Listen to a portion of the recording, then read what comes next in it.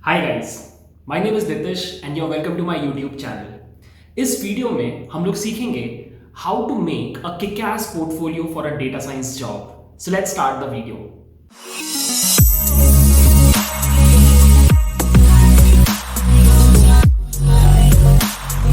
सो video start करने के पहले मुझे आपके साथ दो पॉइंट्स डिस्कस करने हैं। फर्स्ट, पोर्टफोलियो होता क्या है, और सेकंड, उसकी क्या जरूरत है। अब regarding the first question, portfolio क्या होता है। अनफॉर्चुनेटली हम लोगों में से कई लोगों को पोर्टफोलियो का मतलब रेज्यूमे लगता है, जो कि एकदम ही गलत है। अगर आप एक बार गूगल करो इस टर्म को, इसका मीनिंग अगर आप देखो तो आपको दिखाई देगा कि portfolio is a collection of documents which you use to showcase your work. मतलब अपना काम किसी के सामने दिखाने के लिए आपको जितने भी डॉक्यूमेंट्स की जरूरत है, उसके कलेक्शन को पोर्टफोलियो बोला जाता है। अब अकेला रेज्यूमे आपका काम कंप्लीटली नहीं समझा सकता एक सामने वाले पर्सन को, तो दैट इज वाई आपको रेज्यूमे के अलावा और भी कुछ चीजें चाहिए होती हैं, उसके कलेक्शन को पोर्टफोलियो बोला जाता है। Now moving on to the second question कि पोर्टफोलियो की जरूरत क्यों है। इसका आंसर बहुत सिंपल है गाइस। जो लोग आपका इंटरव्यू ले रहे हैं, जो आपको जॉब दे रहे हैं, वो आपको नहीं जानते, वो आपके रिलेटिव्स नहीं है, वो आपके पेरेंट्स नहीं है। तो आपका रिस्पॉन्सिबिलिटी है कि आप उनको समझाओ कि आपने किस तरह का काम किया है, आप कैसी पर्सनालिटी हो, आप इनसाइड आउट इंफॉर्मेशन दो, अपनी कहानी बताओ। ठीक है, वो बहुत इंपॉर्टेंट है। तो ये काम आप एक पोर्टफोलियो के थ्रू ही कर सकते हो। एक रेज्यूमे सिर्फ सीरीज ऑफ इवेंट्स बताएगा जो आपने किया है, बट एक पोर्टफोलियो एक थ्री डायमेंशनल रिप्रेजेंटेशन हो जाएगा आपके पूरे वर्क का। इनफैक्ट ऐसा बोला जाता है कि अगर आप डेटा साइंस में काम कर रहे हो लेट्स से, तो डेटा साइंस में आपका जो पोर्टफोलियो है वो आपके काम की कहानी है। मतलब आपने जो डेटा साइंस में पूरी जर्नी की, उसकी कहानी है। ठीक है, तो that is why portfolios are extremely important. Second, आपको पोर्टफोलियो इसलिए भी बनाना चाहिए क्योंकि आपके बहुत सारे जो कंपेटिटर्स हैं, जो आपके साथ जॉब इंटरव्यूज में जाएंगे, वो लोग ऐसा नहीं करते। तो अगर आप ये करोगे तो आपको ऑटोमेटिकली थोड़ा सा एज मिल जाएगा उन लोगों के ऊपर, आप ऑटोमेटिकली भीड़ से अलग दिखने लगोगे। तो ये दो मेन रीजंस है जिसकी वजह से आपको पोर्टफोलियो बनाना चाहिए। ठीक है, सो आई होप आपकी जो क्यूरियोसिटीज थी वो मैंने क्लियर कर दी। अब हम लोग फोकस करेंगे इस वीडियो के ऊपर, जहां पे मैं आपको 6 पॉइंटर्स दूंगा, 6 अलग एस्पेक्ट्स बताऊंगा पोर्टफोलियो के, एक एक करके। ठीक है, ऑल्सो अपनी पॉइंट को मैं सही से कन्वे करने के लिए एक एग्जाम्पल यूज करूंगा। मेरा एक एक्स स्टूडेंट है जिसने अपना पोर्टफोलियो बहुत ही अच्छे तरीके से बनाया है, मैं उसका पोर्टफोलियो आपके साथ शेयर करूंगा और उससे आपको थोड़ा और पर्सपेक्टिव मिलेगा। ठीक है, so now let's start the video. So now let's discuss aspect number 1 of a data science portfolio. It is GitHub. So I guess आपको पता है ऑलरेडी गिटहब के बारे में। डेवलपमेंट करते time GitHub is one of the most important websites. Companies तो इसको बहुत यूज़ करती हैं कोलैबोरेटिव डेवलपमेंट करने के लिए, बट एक इंडिविजुअल के लिए, एक स्टूडेंट के लिए और एक जॉब सीकर के लिए भी गिटहब बहुत इंपॉर्टेंट हो जाता है। क्यों? क्योंकि आप वहाँ पे दो चीज़ें कर सकते हो। फर्स्ट, आप अपने सारे प्रोजेक्ट्स को वहाँ पे डॉक्यूमेंट करके स्टोर कर सकते हो, और सेकेंड, आप उसको कभी भी किसी भी जॉब इंटरव्यू के टाइम दिखा सकते हो अपने इंटरव्यूअर को कि आपने किस तरीके से प्रोजेक्ट्स को अप्रोच किया, आपका कोडिंग स्टाइल क्या है, और आप किस तरीके से प्रोजेक्ट्स डेवलप करते हो। ठीक है, so what I will do is I will show you an example. मेरा एक स्टूडेंट है और मुझे लगता है उसने अपना गिटहब प्रोफाइल बहुत अच्छे से मेंटेन किया है। उसको देख करके आपको शायद थोड़ा इंस्पिरेशन मिलेगा। सो गाइज, ये वो प्रोफाइल है जिसकी मैं बात कर रहा था। So he is a student of mine actually. एक साल पहले he was a student. Currently this guy is in his 4th year, और इसने मेरे से दो चीजें सीखी थी, machine learning and front end web development.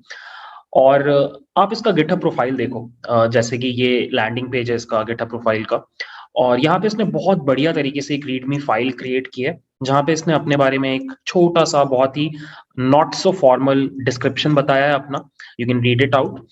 उसके बाद इसने अपने सारे कॉन्टैक्ट्स यहाँ पे शेयर किए हैं। सो अगर आप गिटहब के थ्रू कहीं और देखना चाहते हो इसका काम, तो आप वो कर सकते हो। उसके बाद उसने ये यूटिलिटी यूज किया है जहाँ पे उसके सारे स्टैट्स अप फ्रंट आपको दिखाई दे रहे हैं। ठीक है, और उसके लैंग्वेज वगैरह का डिटेल्स भी दिख रहा है, तो तुरंत एक समरी मिल जा रहा है कि गिटहब पे ये किस तरीके से काम करता है। ठीक है। उसके बाद इसने खुद से अपने कुछ डिस्क्रिप्शंस दिए हैं, words that describe me etcetera डाला है, और उसके बाद इसकी जो बेस्ट रेपोजिटरीज हैं इसको उसने पिन कर रखा है, ठीक है। ऑल्सो यहाँ पर उसके कॉन्ट्रीब्यूशंस दिखाई दे रहे हैं कि वो कितना एक्टिव रहा है। Again this is a very important thing.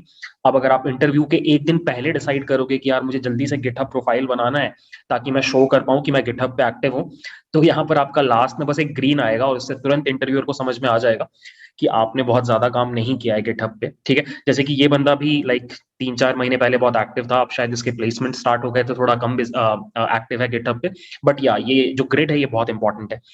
Also मैं आपको इसके कुछ रेपोजिटरीज दिखाता हूँ, जैसे कि इसका एक रेपोजिटरी है, ये प्रोजेक्ट मैंने इसको करवाया था, सेंटिमेंट एनालाइजर। इसने उसका रेपोजिटरी देखो कितने सही तरीके से बनाया है। सबसे पहले इसने सारी फाइल्स अपलोड कर दी। उसके बाद जो रीडमी फाइल है वो उसका बेस्ट एस्पेक्ट है। अगर किसी को ये वेब यूआरएल दिया जाएगा तो वो रीडमी को पढ़ करके तुरंत समझ सकता है कि इस प्रोजेक्ट में इस बंदे ने क्या क्या चीजें अप्लाई की, ठीक है। सो इसने सबसे पहले बिल्ट विथ सारी चीजें दी हुई हैं, एक समरी काइंड ऑफ ऊपर दिया हुआ है बहुत ही ब्यूटीफुली। उसके बाद उसने एक बहुत अच्छा इंट्रोडक्शन लिखा है, लाइक पूरा का पूरा हाई लेवल ओवरव्यू दिया प्रोजेक्ट का। उसके बाद डेटा सोर्सेज प्रोवाइड किए, और जो एस्पेक्ट्स थे इस प्रोजेक्ट के वो सब उसने एक एक करके यहाँ पे बताए हैं, ठीक है। लास्ट में जाते जाते यू कैन फाइंड उसके सारे लाइक डेमो एप्स, लाइक ये वेबसाइट जहां पर होस्टेड है, सो दैट तुरंत जाकर के आप डेमो देख पाओ। ऑल्सो इसने क्या किया है, एक वीडियो काइंड ऑफ समरी भी create,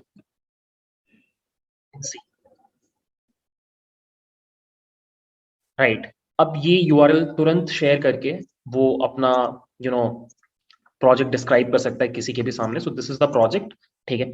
so this is what I am talking about, कि आप अगर एक छोटा सा भी प्रोजेक्ट कर रहे हो, आप उसको प्रेजेंट ऐसे करो ना कि लगे कि यार हाँ ये आपने एंड टू एंड काम किया है, ठीक है। तो ये गिटहब प्रोफाइल मुझे बहुत पसंद है personally, and I would like कि फ्यूचर में अगर आप कभी गिटहब को सीरियसली कंसिडर कर रहे हो तो इस तरीके से कुछ अपनी प्रोफाइल को डेवलप करो, ठीक है। Aspect number 2, Kaggle profile. So I guess आप लोग सभी अवेयर हो कैगल से। Kaggle is currently the world's number 1 data science platform. In fact अगर आपको कोई भी मशीन लर्निंग प्रॉब्लम करना है और आपको डेटा सेट चाहिए तो there is a high probability कि वो डेटा सेट आपको कैगल पर ही मिलेगा। बट बहुत लोगों को ये नहीं पता है कि कैगल को आप बहुत पावरफुली यूज़ कर सकते हो जॉब लेने के लिए, जॉब पाने के लिए, ठीक है। सो कैगल में कॉन्सेप्ट होता है एक्सपर्ट्स बनने का। So there are 3 different domains, there is data, there is notebooks and there is competitions. आप अगर चाहो थोड़ा मेहनत करके आप इनमें से किसी में भी या फिर सभी में एक्सपर्ट्स बन सकते हो। And guess what, in Kaggle experts का मार्केट में बहुत वैल्यू है। अगर आप एक इंटरव्यू में बता पाए कि मैं एक पर्टिकुलर सेक्शन में कैगल पे एक्सपर्ट हूँ और मेरे पास इतने गोल्ड मेडल्स हैं और सिल्वर मेडल्स हैं, तो फिर ये एक इम्पैक्ट क्रिएट करेगा आपके इंटरव्यूअर के दिमाग में। मैंने बहुत सारी कंपनीज को देखा है जो एक्सक्लूसिवली आपके कैगल प्रोफाइल के बेसिस पे आपको हायर करती हैं, ठीक है। So again what I will do is मैं उसी सेम स्टूडेंट का आपको कैगल प्रोफाइल दिखाता हूँ again for inspiration. So yeah, guys, this is the Kaggle profile of Shanko, and you can see यहाँ पर upfront आपको सारा समरी मिल जाएगा कि उसने Kaggle पे क्या काम किया है। सो यहाँ पे पहले उसका डिस्क्रिप्शन है और यहाँ पे उसको एक बैज मिला हुआ है that he is a data sets expert, ठीक है। और नीचे उसने कितने डेटा सेट्स क्रिएट किए हैं, कितने कोड्स लिखे हैं, कितने डिस्कशंस में पार्टिसिपेट किए हैं और उसके कितने फॉलोअर्स हैं, ये सब कुछ यहाँ पे दिया हुआ है। उसके बाद जो 4 कैटेगरीज हैं, मैंने एक्चुअली 3 ही बताया था आपको, एक और कैटेगरी होता है डिस्कशन। आप डिस्कशंस में भी एक्सपर्ट बन सकते हो। So there are 4 categories, competitions, data sets, notebooks and discussions, ठीक है। सो शंको जो है ये एक्चुअली 2 चीजों में एक्सपर्ट है इस पॉइंट ऑफ टाइम पे। So he is like really good at creating data sets, that's why he is labelled as data set experts. और इसका जो करेंट रैंक है दैट इज 151, और एक पॉइंट पे मुझे याद है कि इसका जो टॉप रैंक था वो 3 था, ठीक है। और 3 था आई गेस, या पता नहीं, मैं शायद कंफ्यूज कर गया, 65 ही दिखा रहा है यहाँ पे, बट या 65 इसका हाईएस्ट रैंक था किसी पॉइंट ऑफ टाइम पे। And these are the data sets that he has created, ठीक है। और इसको अभी तक 3 सिल्वर मेडल मिले हैं और एक ब्रॉन्ज मेडल मिला है। नोटबुक्स की अगर आप बात करो तो करेंटली इसका रैंक है 724 out of these many people, और इसका हाईएस्ट रैंक जो कभी भी गया है वो है 314, और उसको अभी तक 5 सिल्वर मेडल्स मिले हैं और 7 ब्रॉन्ज मेडल मिले हैं, और थोड़ा बहुत इसने डिस्कशन में भी काम किया है, तो that's why he has got 18 bronze medals, ठीक है। नीचे इसने अपना बायो लिखा है किन लोगों को फॉलो करता है, कौन लोग इसको फॉलो करते हैं, सारा डिस्क्रिप्शन है। और कैगल पे ये इसका एक्टिविटी चार्ट है, ठीक है। बट अब इससे मैंने जब भी बात की, इसने मुझे ये बताया कि just because he is a expert in data set and notebooks, इसको बहुत सारी कंपनीज की तरफ से इंटर्नशिप ऑफर्स आए। इनफैक्ट दूसरी दूसरी कंट्रीज से भी इसको ऑफर आ चुके हैं, और बहुत सारी दूसरी कंट्रीज से लोग इसको पिंग करते हैं कि आप एक बार मेरा नोटबुक रिव्यू कर दो, या फिर मैंने एक डेटा सेट अपलोड किया, आप उसको रिव्यू कर दो, ठीक है। एंड आई पर्सनली फील अगर आपको इस लेवल का एक्सपोजर मिलता है ना, तो वो आपके ग्रोथ में बहुत हेल्प करता है, ठीक है। So that is why I would say कि अगर आपके पास टाइम है, लेट्स से 6 मंथ्स, आपको इन्वेस्ट करना चाहिए कैगल प्रोफाइल के ऊपर, और एटलीस्ट किसी एक चीज में you should become an expert, ठीक है। और हाईएस्ट से हाईएस्ट रैंक ट्राई करो, एंड गोल्ड मेडल अगर आप ले पाए तो दैट वुड बी ग्रेट, ठीक है। अगर आपको कैगल का ये पूरा सिस्टम समझना है, तो मैं फ्यूचर में इसके बारे में एक वीडियो बना दूंगा, बट या इस पॉइंट पे मुझे इतना चीज आपको दिखाना था। Now let's discuss aspect number 3, blogs. So past में मैंने कई वीडियोस में आपके साथ ये बात डिस्कस की है कि आपको ब्लॉग्स क्यों लिखने चाहिए, ठीक है। There are multiple benefits. मैं आपको 3 बेनिफिट्स तो डायरेक्टली बता सकता हूँ। पहला बेनिफिट ये है कि आप कुछ भी अगर सीख रहे हो तो हम बहुत जल्दी भूल जाते हैं, हमारे भूलने की टेंडेंसी बहुत स्ट्रांग होती है। विद इन 6 मंथ्स 1 ईयर हमें याद नहीं रहता कि हमने 1 साल पहले क्या किया था। सो अगर आप कुछ भी नया सीख रहे हो या फिर कोई प्रोजेक्ट बना रहे हो, अगर आप उसकी लर्निंग्स को, उसकी समरी को एक ब्लॉग का फॉर्म दे दो, तो फिर वो हमेशा के लिए रह जाता है आपके दिमाग में भी, और फिजिकली भी एक जगह पर है, वहाँ पे आप वापस जाके पढ़ सकते हो कि मैंने क्या किया था 1 साल पहले। तो बेनिफिट सबसे पहला तो ये है। दूसरा बेनिफिट ये है कि अगर आप कंसिस्टेंटली ब्लॉग्स लिखो तो आपका रिटन कम्युनिकेशन बहुत इंप्रूव करता है, जो आज की रेट में इंडस्ट्री में आपको बहुत हेल्प करेगा, ठीक है। और पॉइंट नंबर 3 ये है कि आपको अलग अलग टाइप से विजिबिलिटी मिलता है। सो अगर आपका कोई ब्लॉग बहुत अच्छा निकल गया और उसमें बहुत ज़्यादा व्यूज़ आ गए इसके ऊपर, तो उसकी विजिबिलिटी के बेसिस पे आपको कई तरीके के ऑफर्स आ सकते हैं, both internship as well as jobs. मेरे बहुत सारे स्टूडेंट्स हैं पास्ट में जिन लोगों ने ब्लॉग्स लिखे और उनको सामने से एनालिटिक्स विद्या या फिर टुवर्ड्स डेटा साइंस जैसे पब्लिकेशन से रिक्वेस्ट आया कि आप अपना ब्लॉग हमारे वेबसाइट पे पब्लिश कर दो, ठीक है। और ये सब बहुत ईजिली होता है। अगर आप थोड़ा भी क्वालिटी ब्लॉग लिखोगे, you would C with in 1 month आपको इस तरह के रिक्वेस्ट आने लग जाएंगे। और अगर आपने कुछ ऐसा ब्लॉग लिख दिया जिस पे 20, 25, 30 हज़ार व्यूज़ आने लग गए, तो यू नेवर नो, उसके थ्रू आपको जॉब अपॉर्चुनिटीज़ भी मिल सकती हैं, इंटर्नशिप अपॉर्चुनिटीज़ भी मिल सकती हैं, ठीक है। तो अब मैं क्या करता हूँ, मैं आपको अपने एक दूसरे स्टूडेंट का मीडियम प्रोफाइल दिखाता हूँ जहाँ पे उसने खूब सारे ब्लॉग्स लिख रखे हैं, जिसको देख करके आपको समझ में आएगा कि ब्लॉग्स को कैसे लिखा जाता है। सो गाइज, ये मेरा एक दूसरा स्टूडेंट है, इसका नाम है कुणाल, और इसने कुछ 1 साल पहले मेरे अंडर 6 मंथ्स मशीन लर्निंग सीखा था। और मैंने इसको बहुत स्ट्रॉन्ग गाइडलाइन दिया था कि मैं तुम्हारे प्रोजेक्ट्स तब तक एक्सेप्ट नहीं करूंगा जब तक तुम उसके ऊपर एक ब्लॉग नहीं लिख लेते। सो इसने जितने भी प्रोजेक्ट्स बनाए मेरे अंडर, आई गेस उसमें से 50-60% का इसने ब्लॉग लिखा। सो you can see this is his medium profile. और यहाँ पे उसने जितने भी ब्लॉग्स लिखे हैं, जो लास्ट ब्लॉग लास्ट ईयर का ही है एक्चुअली, उसके बाद से इसने कोई ब्लॉग्स नहीं लिखे, बट इस पॉइंट पे भी अगर आप इसके मीडियम प्रोफाइल पे जाओ, तो इसके पास 6-7 अच्छे ब्लॉग्स हैं, जहाँ पे काफी सारे क्लैप्स हैं, और जो व्यूज हैं वो काफी ज्यादा है, ठीक है। सो यू कैन सी जितने भी इसने प्रोजेक्ट्स किए, सभी के ऊपर इसने एक एक ब्लॉग लिख रखा है। So I can show you some blog. Let's say ये उसने एक डेटा एनालिसिस किया था इंडियन स्टार्टअप्स के ऊपर, और उसके ऊपर उसने ये ब्लॉग लिखा। और यू कैन सी बहुत ही वेल ऑर्गेनाइज तरीके से स्ट्रक्चर्ड ब्लॉग उसने लिखा, किस तरीके से इसने डेटा को अप्रोच किया, उस पर किस तरह से एनालिसिस किया, क्या ट्रेंड्स उसको दिखाई दिए डेटा में, उसका जो विजुअलाइजेशन था वो कैसा था। ये सब कुछ उसने एक बहुत ही ऑर्गेनाइज तरीके से, लाइक बहुत बड़ा ब्लॉग भी नहीं है ये, बट मीडियम साइज के ब्लॉग में उसने सब कुछ डाल के दिखाया, ठीक है। एंड में इसने अपने कंक्लूजन्स वगैरह भी दिए। सो इन शॉर्ट, इस तरह के ब्लॉग्स बहुत जल्दी पब्लिश हो जाते हैं अच्छे अच्छे पब्लिकेशंस में, ठीक है। तो what you can do is कि आप कभी भी कोई भी प्रोजेक्ट करो, you have to make sure कि आप खुद को चैलेंज दो कि यार मैं प्रोजेक्ट करने के अलावा भी एक ब्लॉग लिखूंगा इस पूरी चीज के ऊपर। And then you would see कि विद इन 6 मंथ्स अगर आपने 5-6 भी प्रोजेक्ट्स किए हैं, तो आपके पास 5-6 ब्लॉग्स हो जाएंगे। और यू नेवर नो किस तरह की अपॉर्चुनिटीज अनलॉक होती हैं उसके बाद, ठीक है। सो आई होप मैंने ये पॉइंट सही से कन्वे कर दिया। Aspect number 4, LinkedIn. अब लिंक्डइन को कोई इंट्रोडक्शन की ज़रूरत नहीं है। As a professional network LinkedIn बहुत ही पावरफुल है, और सभी लोग, जितने भी प्रोफेशनल्स आप आईटी इंडस्ट्री में देखोगे, डेटा वाली इंडस्ट्री में देखोगे, you would find them on LinkedIn. और मैंने खुद पर्सनली नोटिस किया है कि इंडिया में पिछले 5 सालों में लिंक्डइन बहुत इवॉल्व हुआ है। जो सर्विसेज अब अवेलेबल हैं और जिस तरीके से लोग एक्टिव रहते हैं लिंक्डइन के ऊपर, दैट इज कमेंडेबल। ठीक है, मतलब आज की डेट में अगर आपको जॉब स्कोर करना है डेटा साइंस में, there is no better place than LinkedIn. पूरे टाइम यू वुड सी कि एचआर लोग अपने पोस्ट वगैरह डालते रहेंगे, बहुत सारे जो यूजर्स हैं वो लोग रेफरल्स का लिंक डालते रहेंगे, तो you have to be there. आपको वहाँ पे एक्टिव रहना बहुत बहुत इंपॉर्टेंट है। अब लिंक्डइन पे अगर आपके प्रेजेंस की बात करें तो आपको बस एक बढ़िया लिंक्डइन प्रोफाइल बनाना है। अगर आपका प्रोफाइल बढ़िया है तो आपको ऑटोमेटिकली विजिबिलिटी मिलता है, और विजिबिलिटी मिलने के साथ आपके कन्वर्जन होने की जो प्रोबेबिलिटी है जॉब स्कोर करने की, वो भी बढ़ जाती है। ठीक है, तो अब मैं आपको एक एग्जांपल के थ्रू दिखाता हूं कि एक अच्छा लिंक्डइन प्रोफाइल कैसा दिखता है। यहाँ पर गाइज मैं आपको अपने एक थर्ड स्टूडेंट का एग्जांपल दूंगा, क्योंकि मुझे पर्सनली इस स्टूडेंट का जो लिंक्डइन प्रोफाइल है बहुत पसंद है।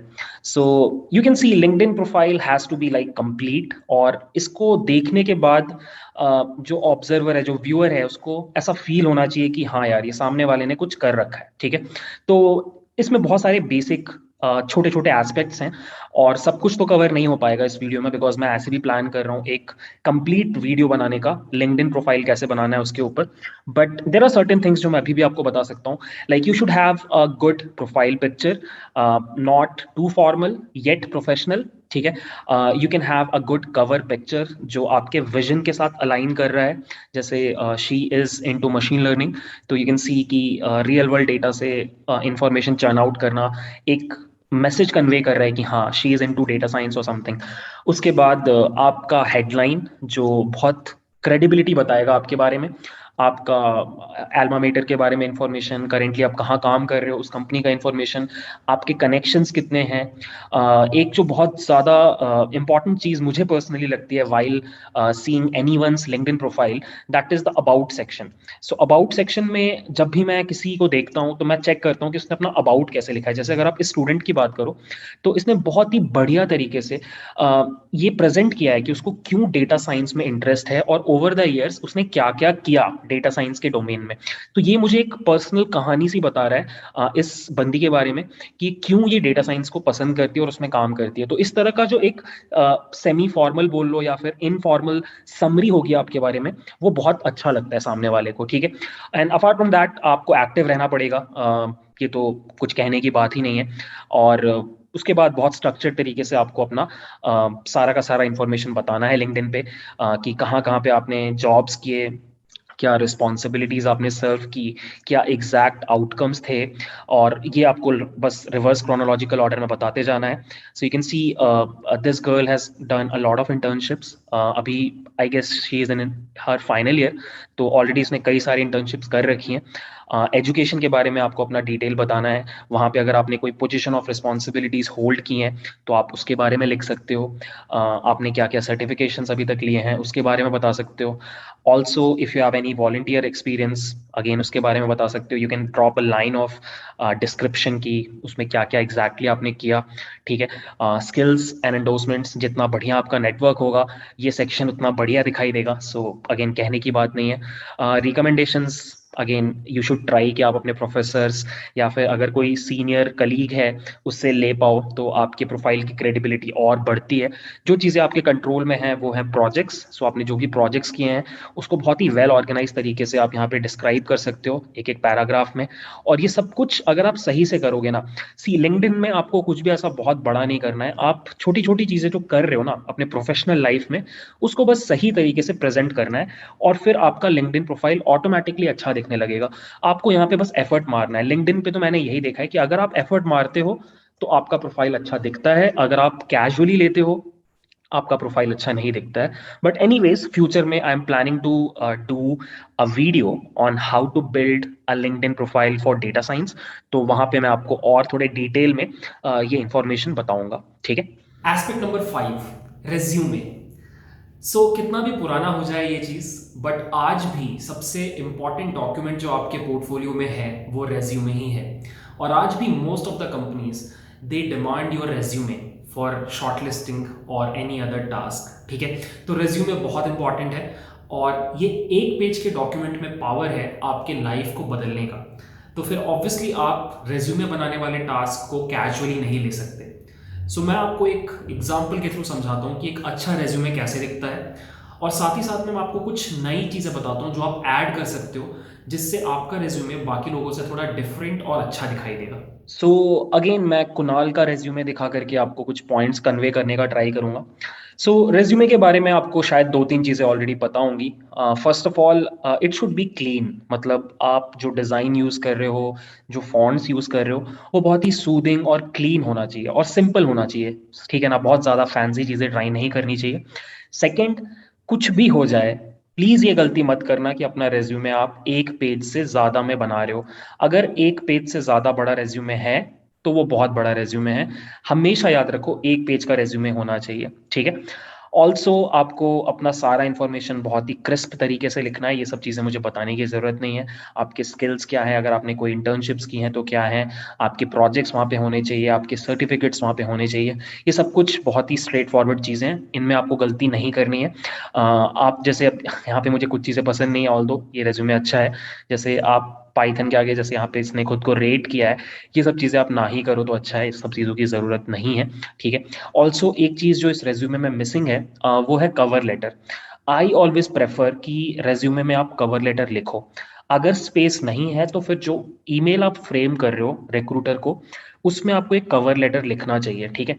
और कवर लेटर, और या फिर आप उसको स्टेटमेंट ऑफ पर्पस बोल सकते हो, you have to make sure कि वो आप कॉपी पेस्ट करके ना लिखो। बहुत लोग क्या करते हैं कि गूगल करके कॉपी पेस्ट कर लेते हैं बहुत डिफिकल्ट सी इंग्लिश में, और थोड़ा बहुत एडिट करके उसको चिपका देते हैं, और ट्रस्ट मी देखते ही समझ में आ जाता है कि उन्होंने कवर लेटर कहीं से उठाया है, और वो अच्छा इंप्रेशन नहीं देता है। तो आई ऑलवेज प्रेफर कि सामने से अगर कोई बंदा इंटरव्यू दे रहा है तो उसके रेज्यूमे में जो कवर लेटर है वो बहुत ही ओरिजिनल होना चाहिए, उसके लैंग्वेज में होना चाहिए, और उसको बहुत डिस्क्राइब कर रहा होना चाहिए, ठीक है। तो कवर लेटर एक बहुत इंपॉर्टेंट एस्पेक्ट है रेज्यूमे का।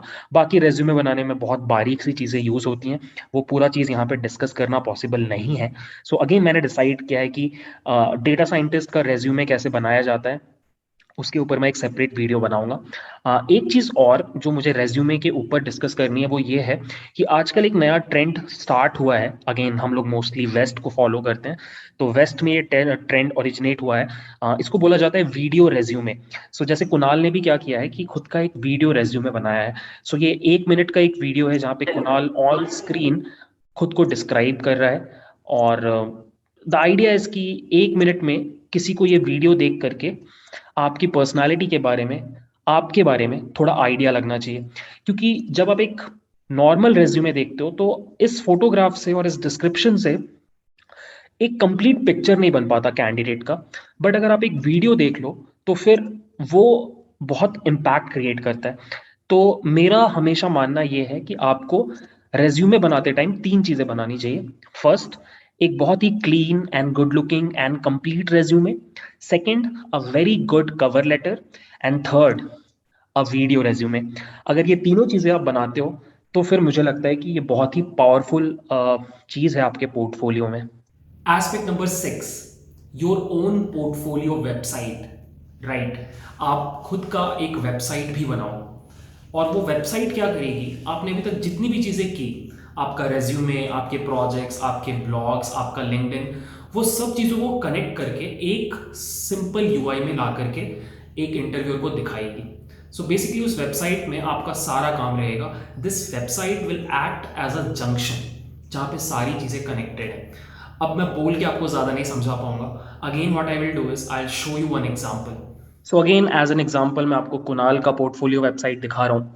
सो दिस इज अ वेबसाइट, और बहुत ही सिंपल सी वेबसाइट है, और कुणाल के बारे में सब कुछ आपको बता रही है। इसने खुद का एक डोमेन नेम भी खरीदा है, kunalgohrani.info।